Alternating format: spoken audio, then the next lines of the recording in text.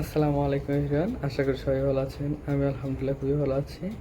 তো আজকে আমি কথা বলতে যাচ্ছি এই বইটা সম্পর্কে, the 48 the 48 lodge of power, যেটা রবার্ট গ্রিনের লেখা। বইটা থেকে আমি যে ব্যাপারটা বুঝতে পারছি সেটা হচ্ছে, মানে যদি বইয়ের আউটসাইডের কথা চিন্তা করি, বইটা আসলে আমার মনে হয় এটা অরিজিনাল বই, কারণ আমি বাজার থেকে নিয়েছি অল্প মূল্যে, অফারে। তো এটা হচ্ছে বইয়ের আউটসাইডের ব্যাপারে গেল। এখন বইয়ের ভিতরের কন্টেন্টের কথা বলি। আমি প্রথমে বলবো হচ্ছে এক নাম্বার ল নিয়ে কথা, যেটা হচ্ছে ল নাম্বার 1, যার টাইটেল এরকম, নেভার আউটশাইন দ্য মাস্টার। এবং এই এক নাম্বার লয়ের হচ্ছে মূল কন্টেন্ট এরকম ছিল: always make those above you feel comfortably superior in your desire to please or impress them. Do not go too far in the displaying your talents, or you might accomplish the opposite. Inspire fear and insecurity. Make your masters appear more brilliant than they are, and you will attain the heights of power. That means ব্যাপারটা খুব ইংলিশগুলো একটু জটিল ছিল, আমার জন্য বোঝা একটু difficult ছিল।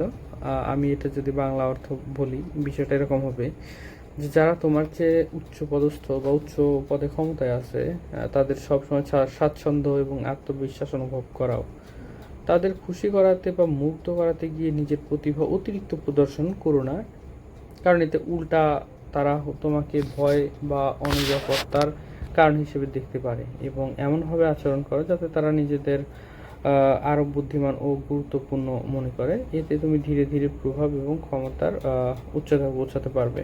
এটা হচ্ছে কন্টেন্টের বাংলা অর্থ। যা এখন যদি আমি বলি এটার মূল শিক্ষা কী ছিল, মূল শিক্ষাটা এরকমই ছিল যে নিজের দক্ষতা দেখাও, কিন্তু অহংকার অতিরিক্ত প্রদর্শন করিও না। এইটা হচ্ছে বিষয়। ঊর্ধ্বতন ব্যক্তিকে ছোট বা অযোগ্য হিসেবে প্রমাণ করার চেষ্টা কখনোই করবে না, এটা একটা বিষয়। আর আরেকটা বিষয় যে মানুষ সাধারণত মর্যাদা ও গুরুত্ব বজায় রাখতে চায়, সেটা সম্মান করলে সম্পর্ক ভালো থাকে, এরকম একটা বিষয় থাকে। আচ্ছা, এটা হচ্ছে মূল শিক্ষা। আমি প্রথমে লটা বলছি যে ইংলিশে এক্সাক্ট কী করছিল এখানে। দ্বিতীয়ত আমি ওটার বাংলা তরজমা করছি যে এখানে বাংলা করলে কীরকম আসে। তৃতীয়ত আমি বলছি এটার মূল শিক্ষা কী, এবং আমি এখন চতুর্থ আর একটা বিষয় বলতে যাব, যেটা হচ্ছে বাস্তব উদাহরণ। ধরে নিলাম যে হচ্ছে আমি বা আপনি একজন ইন্টার্ন এবং বসকে প্রেজেন্টেশন দিতে যাচ্ছি। এখন আমি যদি বা আপনি যদি বসের সামনে বা সবার সামনে বসের ভুল ধরিয়ে দেওয়ার ট্রাই করি, তখন হচ্ছে উনি বিব্রত বোধ করবেন, অবশ্যই অস্বস্তিও বোধ করতে পারেন। কিন্তু যদি ব্যক্তিগতভাবে বিনয়ের সাথে উন্নতির পরামর্শ দেই বা আপনি যদি দেন, এই কাজটা করেন, সেক্ষেত্রে হচ্ছে বা মিটিংয়ে তার কাজকে সমর্থন করলাম, করার পর দেখা যাচ্ছে যে তিনি আমার উপর আস্থা রাখতে পারেন তখন ওই সময়টাতে। তবে এইসব ব্যাপারগুলোর ক্ষেত্রে মনে রাখা জরুরি যে কৌশলগত সম্পর্ক ব্যবস্থাপনার পরামর্শ, কোনো নৈতিক বা সার্বজনীন নিয়ম না। সব পরিস্থিতিতে এটি প্রযোজ্য নাও হতে পারে। ভালো কর্মক্ষেত্রে দক্ষতা, সততা বা পারস্পরিক সম্মানই দীর্ঘমেয়াদী সবচেয়ে সম্পর্ক গুরুত্বপূর্ণ হিসেবে দেখায় আর কি। তো এই ছিল প্রথম রুল।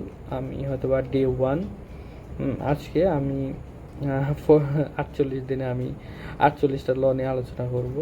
যদি আপনারা এই ব্যাপারে হেল্প করেন তো অবশ্যই। যদি কারো স্টিল এই শেষ অবধি দেখেন, তাকে ধন্যবাদ। আশা করি আপনি আমাকে সমর্থন দিবেন যদি ভালো লাগে, আর ভালো না লাগলে ইনবক্সে গালি দিতে পারেন, সমস্যা নেই। টিল দেন, আল্লাহ আপনাকে ভালো রাখুক, সুস্থ রাখুক, ভালো থাকবেন। আসসালামু আলাইকুম।